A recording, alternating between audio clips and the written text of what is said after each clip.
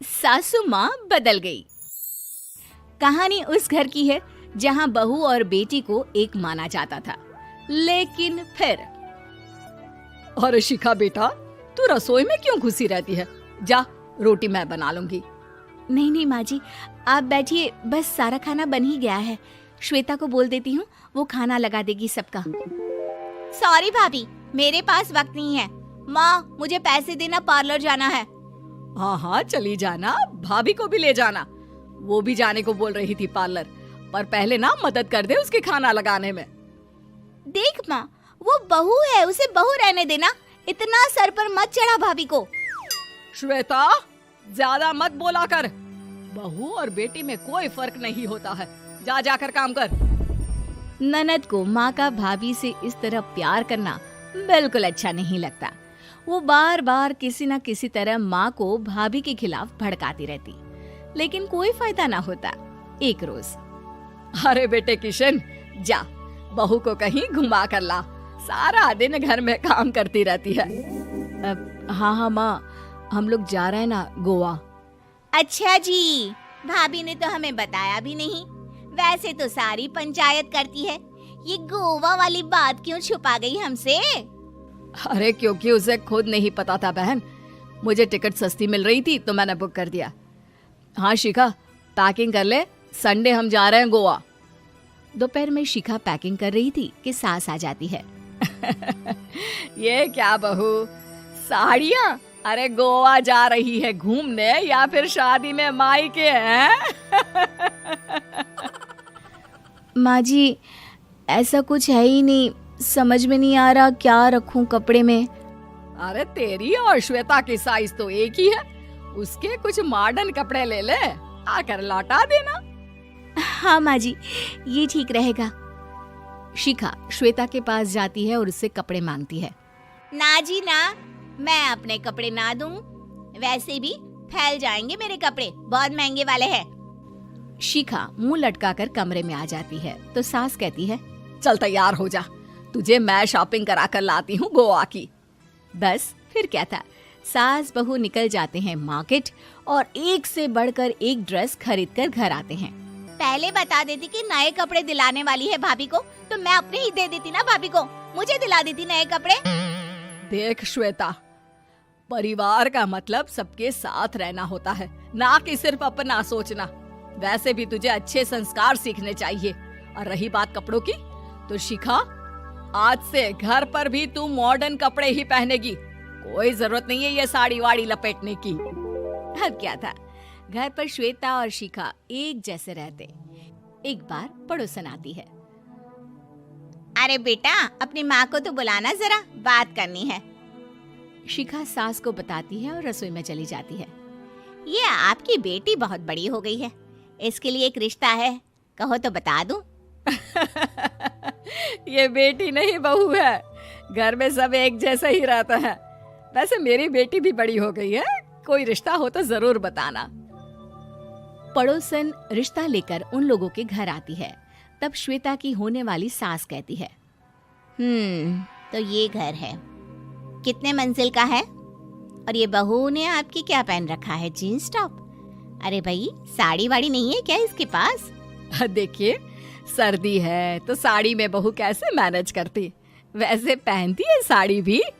देखिए, हम लोग ठहरे पैसे वाले लोग, कोई कमी नहीं है हम लोगों के पास पैसों की, बहुत पैसे हैं, जमीन, नौकर चाकर, कार, सब कुछ है, लेकिन घर में संस्कारी बहू चाहिए, समझ रही हैं ना आप?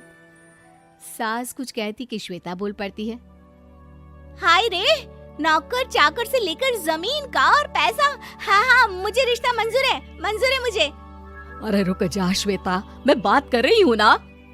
देखिए, हम लोगों के घर इतनी आजादी नहीं मिलेगी।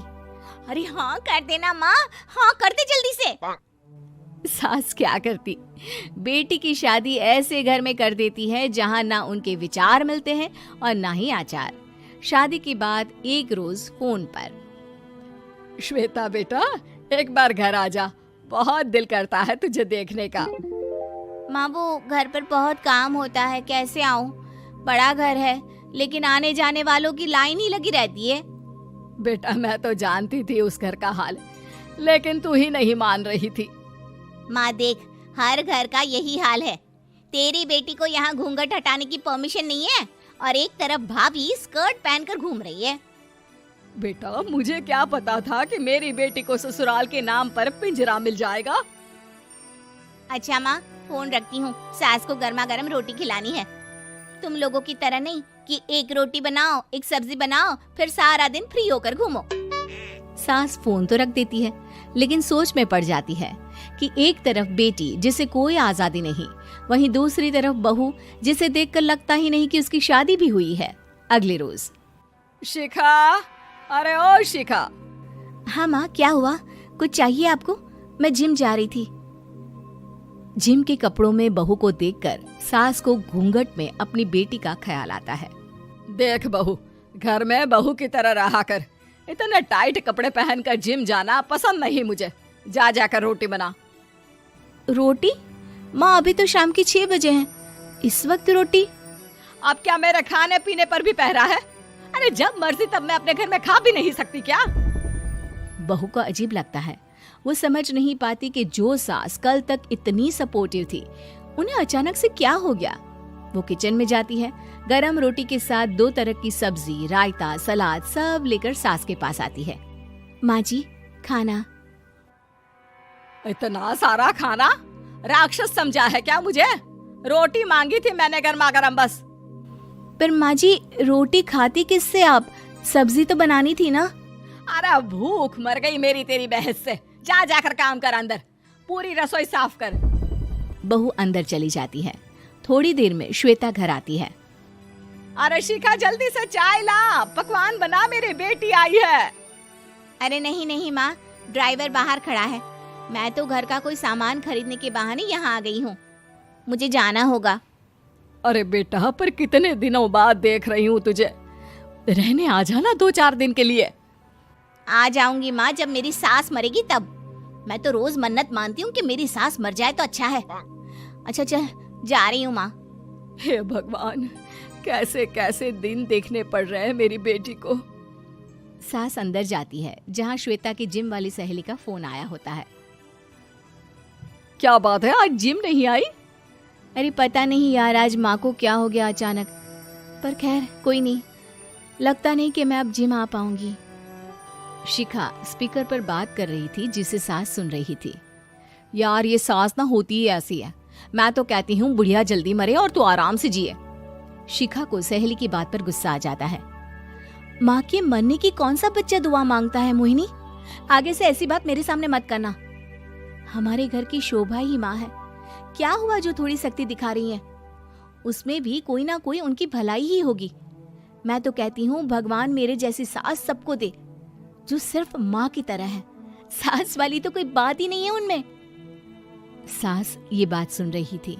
उनकी आंख में आंसू आ जाते हैं कि क्यों वो बेटी की किस्मत में बहू को भी भागीदार बना रही थी। शिखा, अरे ओ शिखा, क्या हो गया? जिम नहीं जाना क्या?